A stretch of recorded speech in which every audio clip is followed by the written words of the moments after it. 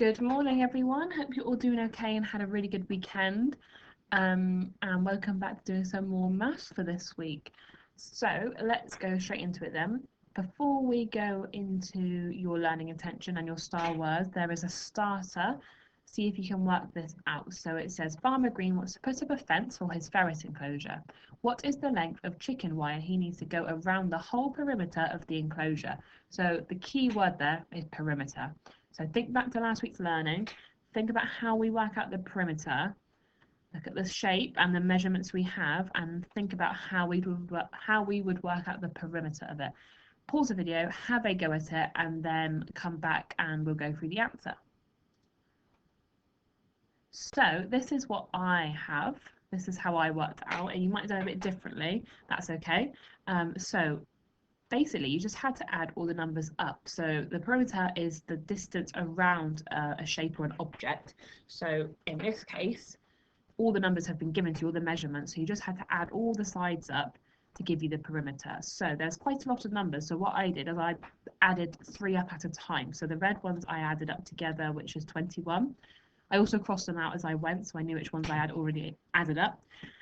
And then I added up the green ones, which was 26, and then the blue ones, which was 15. And then I added up all those 3 numbers to get 62. And what you need to remember is to put meters, or an M for meters, on the end of it, because you can see the measurements are in meters.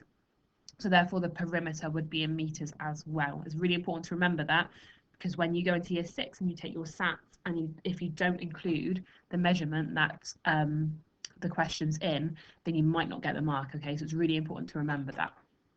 So hopefully you managed to get that one right. If you didn't, then don't worry. If you want to recap anything on perimeter, you can always go back to last week's videos, because they'll still be up on the YouTube channel for you to have a look at. So today then, as I said, we're carrying on with area. We're going to be able to count squares to find the area of a 2D shape. And your star words, I think, are pretty much the same as last week. So we have squares, area, surface, space, and shape. So think about these star words. I want you to have a think about last week's lesson. What is area? So if you have someone there to chat to, pause the video and have a chat with them, or have a think. What is area? How do you remember what area might be? Think about the shapes we looked at last week, where we had circles inside a shape and squares inside a shape. See if you can remember what area is. Have a quick think. Maybe take 1 minute to have a think about what area is. So welcome back. Hopefully you had a quick chat or a think about what area might be. So area is just the size of the surface of a shape. Okay, now we're looking at 2D shapes, so that's flat shapes, and we're just looking at the surface area of the shape, so how much you can fit inside it, I guess, or fit on the surface of that shape. So let's look at this shape then. How many squares does this shape take up? So let's count them. 1, 2, 3, 4, 5, 6, 7, 8. So this shape takes up 8 squares. Therefore, this is the area of the shape. It's 8 squares big, I guess. The surface can fit in 8 squares, so the surface and the area is 8 squares. How could we make sure that we don't count a square twice?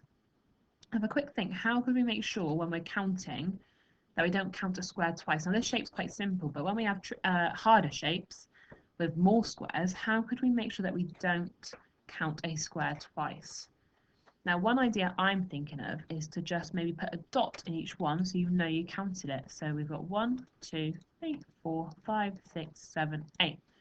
So you could do a dot in it. You could maybe tick each one as you go along, just to make sure you don't count it twice, because if you count one twice, then it's not going to be the actual area of that shape. Let's look at the next question then. So now it's your turn to have a go.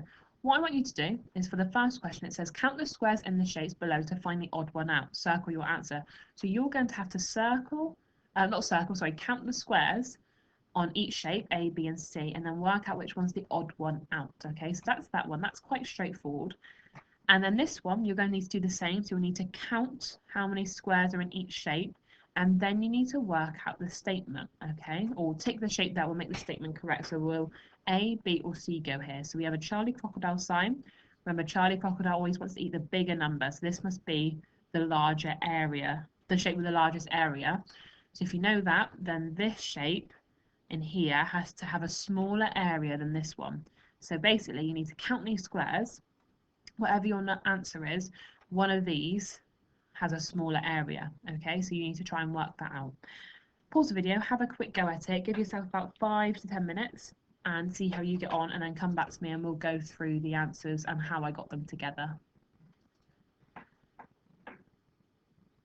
Hopefully you managed to go through some of those and you managed to find the answer. So the first question then, count the squares in the shapes to find the odd one out. So I had this one as 19 squares, this one was 21, and this one was 19 as well. So therefore this one, letter B, sorry, was the odd one out because the other two are 19 and this one's 21. And then the second question, I had this shape up here as 22 squares big, or the area was 22 squares, sorry, that's the correct way to say it. A was 26, B 31, and C was 17. So therefore C would have gone here because 17 is smaller than 22. So therefore the area of this shape is smaller than this one. The area of these two shapes is larger than this one. Okay, let's have a look at this one then. So now we're kind of moving on to our developed learning. So using the knowledge we've just gone through, let's have a look at this question.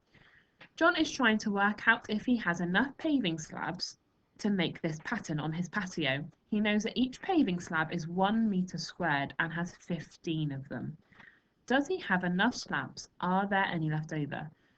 So let's think about how we could work this out then. So he has 15 slabs, okay, they're 1 meter squared. So we're basing this on that these squares are 1 meter squared in length.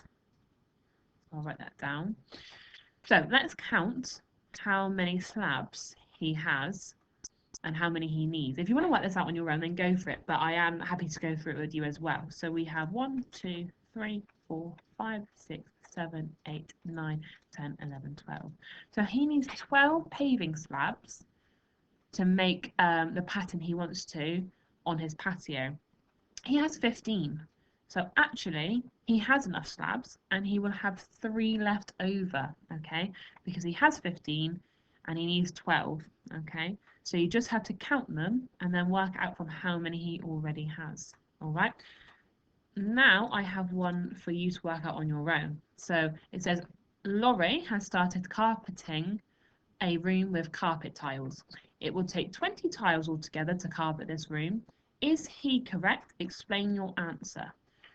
So how can you tell how many tiles it will need? Look at the length and look at the width. What do you know that could help? So I want you to have a go at this one on your own first, and then we'll have a discussion about it afterwards.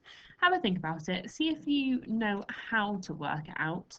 And maybe if you want to give it a go, then go for it. If not, then come back and we'll go through how we'd work it out together. Okay, let's go through this question together then. It's a bit of a different question to the other one, but once we go through it, hopefully it'll make a bit more sense. So Laurie thinks it would take him 20 tiles altogether to carpet this room. So if we look at it, we can see we've already got 1, 2, 3, 4, 5, 6, 7, 8 tiles taken up. Now, what I was thinking straight away is we could actually finish off the grid. So we could draw the lines in to carry on and then see how many carpet tiles it actually takes up.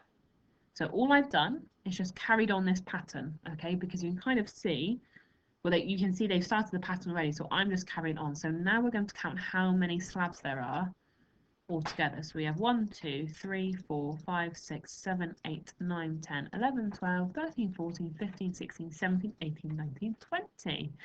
Therefore, he is correct, okay? So we've worked that part out. So that's how I would have done it. You might have done it differently, and that's fine. But I want you now to look at, I'm going to get rid of this. Look at the width and the length of this shape.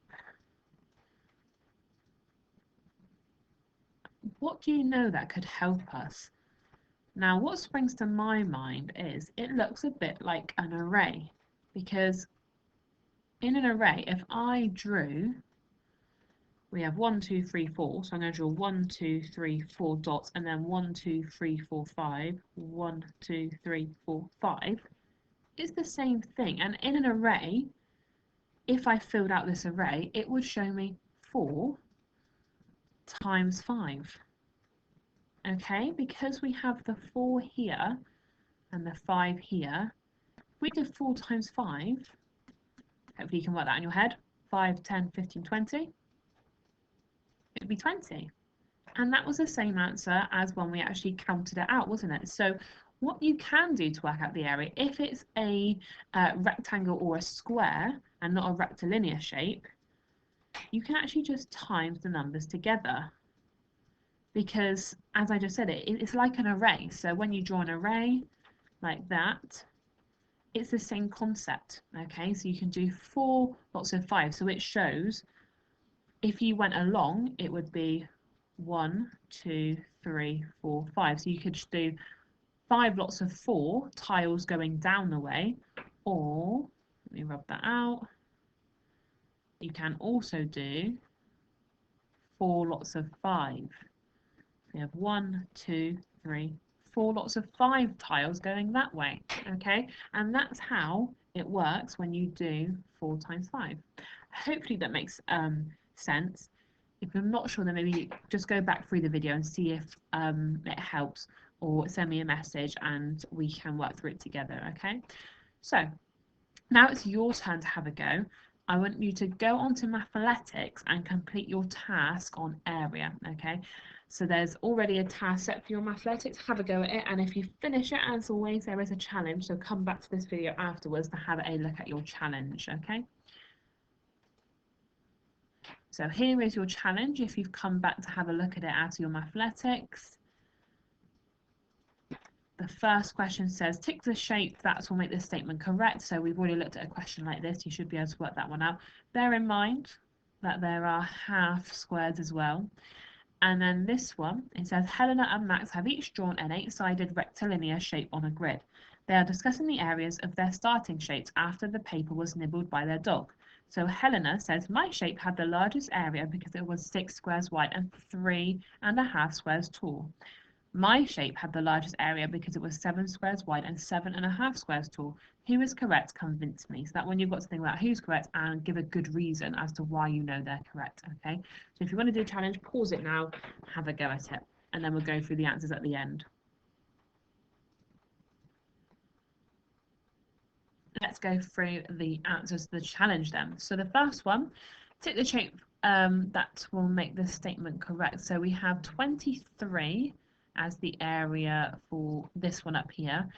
A was 22, B was 23, and C was 24. Therefore, B would go here to make the statement correct because the area is the same, it's equal. Okay, and then this one, Helena would be correct. Okay, because if you think about the method which we used here, where we times the length by the width, you would do 6 times 3.5 for Helena and 7 times 2.5 for Max. Okay, so you know that you can work out the area of the shapes by doing this. So if you have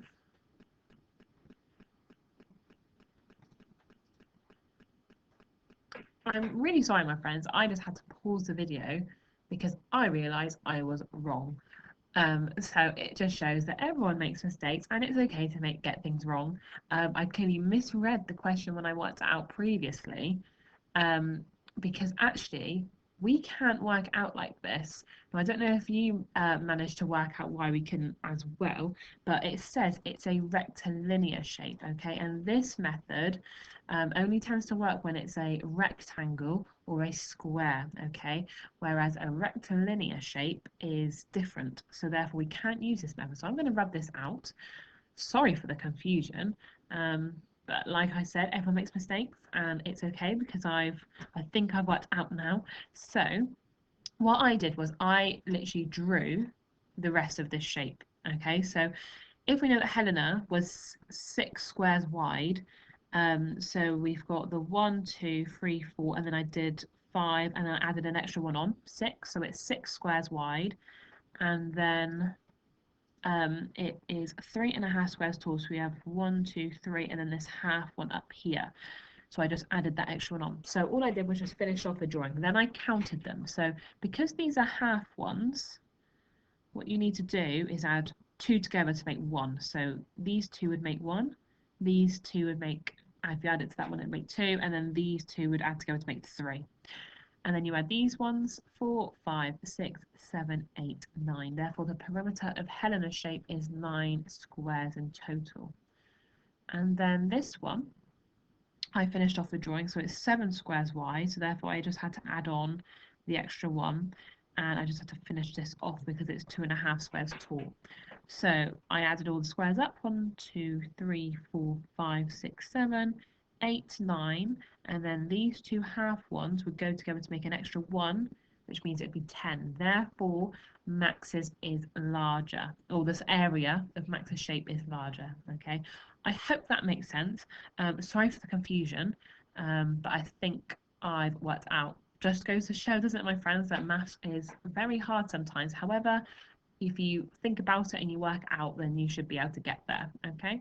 Hopefully that all made sense. If you want me to go through it again, or if actually I did still get that wrong and you want to correct me on that, then send me a message or get mum or dad or whoever's at home, send me an email and we can talk through it. All right. Thank you for watching and enjoy the rest of your day.